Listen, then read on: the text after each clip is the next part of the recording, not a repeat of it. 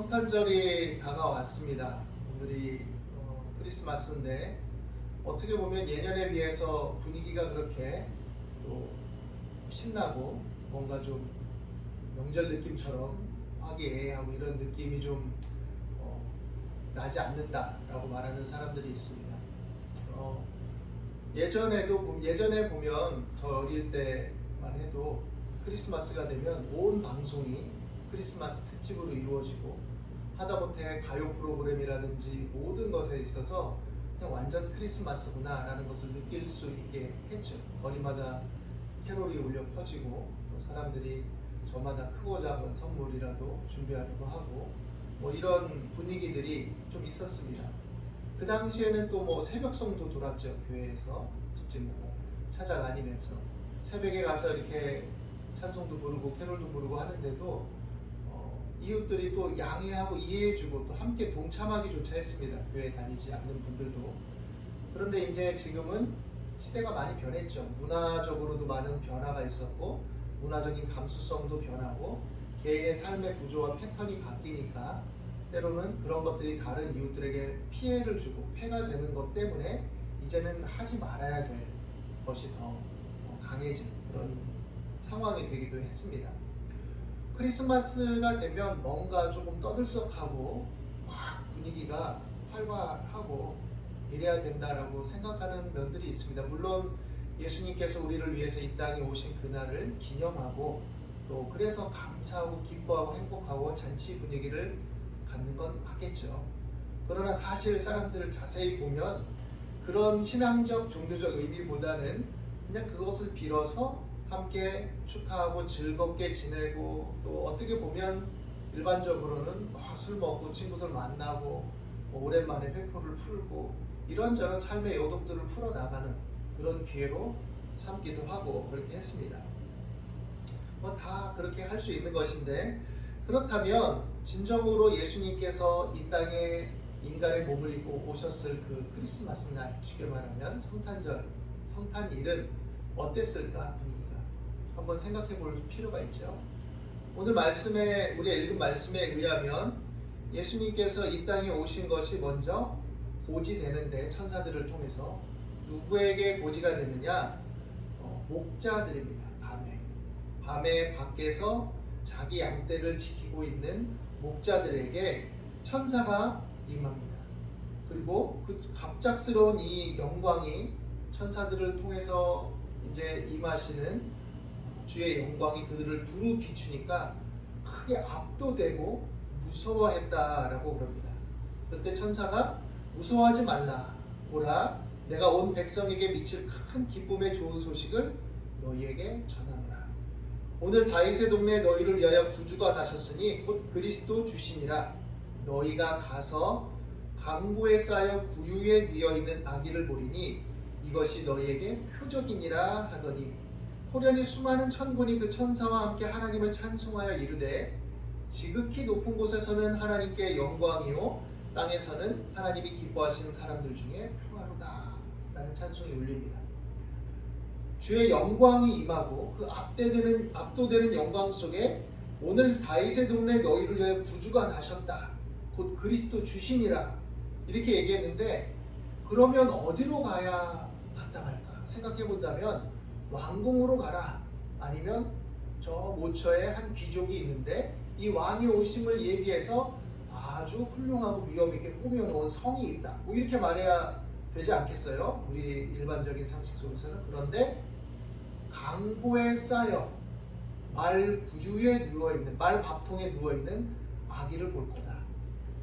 그 사람이 그 아기가 바로 구주시다. 얼마나 생뚱맞고 얼토당토하는 소리입니까? 그렇죠? 그런데 이 목자들은 그것을 믿었어요. 압도되는 영광을 통해서도 뭐 믿음을 가질 수 있지만 그러나 그 자체를 그대로 받아들이게 된 것입니다. 그리고 이제 우리가 읽은 말씀은 아니지만 이후에 보면 이 목자들이 가서 과연 그대로 구유에 놓인 아기를 보죠. 그리고 그 목격하게 된 이야기를 아기의 부모에게 증거하게 됩니다. 목자들은 사실 그렇게 신임을 받는 또 신뢰성을 갖는 인물들이 아니었어요, 그 당시에.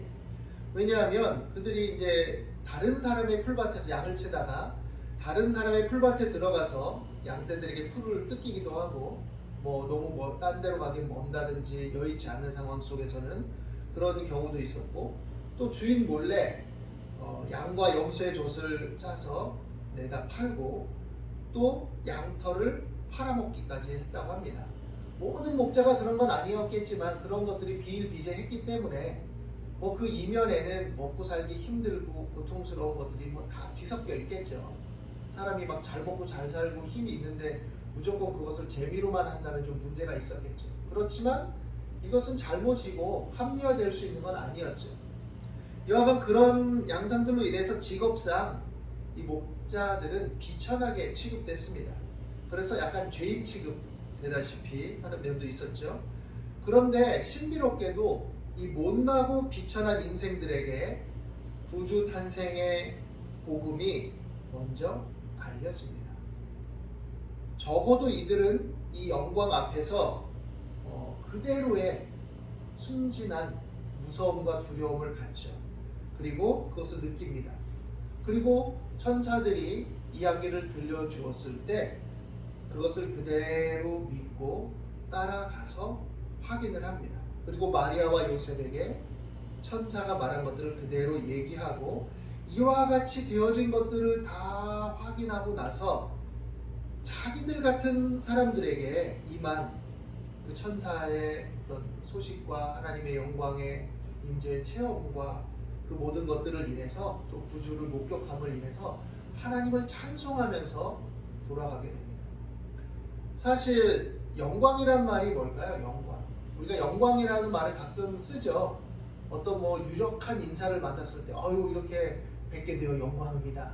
이렇게 말하기도 하고 다양한 느낌 속에서 이 영광이라는 말을 표현해요. 그런데 사실 이 영광이란 말의 단어의 정의를 정확하게 또 우리가 알고 있지 않은 경우도 많은 것 같아요. 그런 사람도 있는 것 같아요. 느낌적으로 아니까 그냥. 그런데 그래서 제가 한번 사전적으로 정의가 뭔지 찾아봤는데 빛나고 아름다운 영예 이렇게 되어 있습니다. 빛나고 아름다움은 조금 와닿는데 영예는 그럼 뭐냐? 영예는 영광과 명예 이렇게 또 풀이되어 있어요. 그러니까 뭔가 빛나고 아름다운 영광스러운 명예로운 뭔가를 느끼게 하는 그런 체험적인 것을 통해서 우리가 더 감지할 수 있는 것이 성격이 강하다라는 좀 생각이 들어요. 그리고 그것은 정서와 어떤 지적인 인식을 통해서 느끼고 우리가 인정할 수 있는 것이라고 말할 수도 있겠죠. 하나님의 그 압도적인 영광의 비추심을 통해서 그 영광이라는 것을 이 목자들은 인식하게 되었고, 그 영광의 느낌과 정서와 성격은 경외롭고 또 그러면서도 순전하고 밝고 깨끗하다는 어떤 이미지 이런 것이었을 것이다 라고 생각해 볼 수 있을 것입니다. 거짓된 것을 영광으로 구하고 불법을 영광으로 구한다면 그것은 어리석고 잘못된 것이겠죠. 여하간 이 목자들은 사실은 영광스럽다라는 것과는 대조적인 삶을 살았던 사람입니다. 이 세상에서도 어떤 영광스러운 접촉과 만남을 그렇게 가져보지 않은 사람이에요. 그래서 자기의 안에 어떤 명예로움과 영예로운 느낌들을 가지면서 살았던 그런 사람들은 아니죠. 오히려 수치스러움, 오히려 죄책감, 아니면 누추함, 비루함, 또 힘겨움, 피곤함 이런 것들을 가지고 살았던 사람일 수도 있을 것입니다. 그런데 그들에게 하나님의 복음의 소식이 들려오게 되었죠. 우리가 이 땅을 살아갈 때 하나님의 복음이, 하나님의 은혜가 누구에게 임하느냐 잘 생각해 봐야 됩니다. 물론 예수님을 믿는 사람들 중에는 지위고하, 빈부귀천, 남녀노유 막론하고 누구에게나 다 임할 수 있고 누구나 다 은혜를 받아 누릴 수 있죠. 그러나 진정으로 그 은혜를 내가 믿고 받아들이고 그 안에서 산다라고 말할 수 있는 사람, 하나님이 인정하실 만한 사람은 누구일까라고 한 번쯤은 자문해 보게 됩니다. 왜냐하면 그렇게 많은 사람들이 예수님을 믿고 그 은혜를 누리며 산다 하면서도 그 삶의 열매들이 과연 그러한가 우리가 고민해보지 않을 수 없기 때문이에요. 그런 면에서 본다면 하나님의 영광과 그 은혜를 받아 누렸다 하면서도 가만히 보면 자기 영광을 취하기 때문이 아닌가라는 생각을 합니다. 이 목자들처럼 저에게는 영광스러움이 전혀 없습니다. 그러니까 하나님의 영광이 임할 때 그 영광의 압도감 속에서 그저 황송하고 경외롭고 두렵고 그리고 그것을 자신들같이 비천한 사람들에게 비추심과 알리심을 인해서 감사하고 찬송하는 것으로 귀결되는데, 어떻게 보면 이 목자들, 왜 하나님이 목자들에게 알리셨을까 이런 생각을 해보게 되죠. 그런데 그 대조적인 양상들을 보면서 조금 이해가 되기 시작합니다. 성경을 읽다 보면. 왜냐? 자기 영광에 익숙한 사람들이 반대쪽에 있기 때문이에요. 이 예수님 탄생에 관한 이 소식이 관련돼서 이제 마태복음 2장에도 등장을 합니다. 그건 뭐냐면 동방박사들이 이제 유대 땅에 등장하는 거예요. 저 멀리서 동방박사들이 유대 땅 베들레헴의 왕으로 나신 이를 우리가 경배하러 왔다. 어디 계시냐?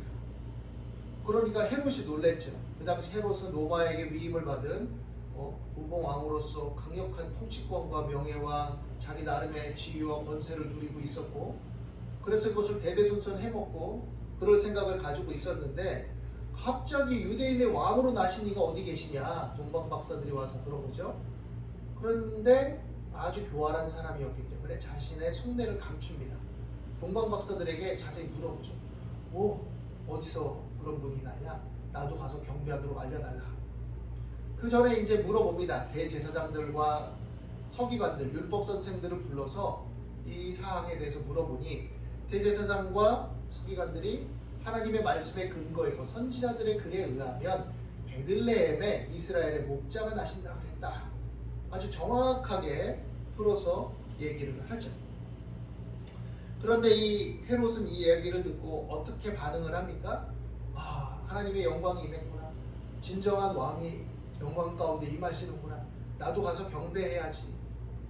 지난달에 과오가 있지만 이것들을 다 돌이키리라. 이렇게 한 것이 아니죠. 자기 영광과 권세의 힘에, 그것이 주는 기득권과 혜택에 즐거움을 가지고 누리고 있었기 때문에 이 헤롯은 죽일 계획을 합니다. 죽일 계획. 없애야 자기가 왕의 지위와 권세를 대대손손 해먹을 수 있기 때문이죠. 그래서 그런 흉계를 꾸미는데, 꿈에 헤롯에게 돌아가지 말라고 동방박사들에게 하나님이 지시하시죠. 왜냐? 그 속내를 뻔히 알기 때문에. 서기관과 바리새인들을 서기관과 대제사장들을 생각해 볼 수 있습니다. 물론 이들 중에 바리새인들도 있죠. 제사장들이나 서기관들 중에도. 이들은 하나님의 율법에 열심 있는 자들이었고 그것들을 잘 해석해서 풀어냈습니다.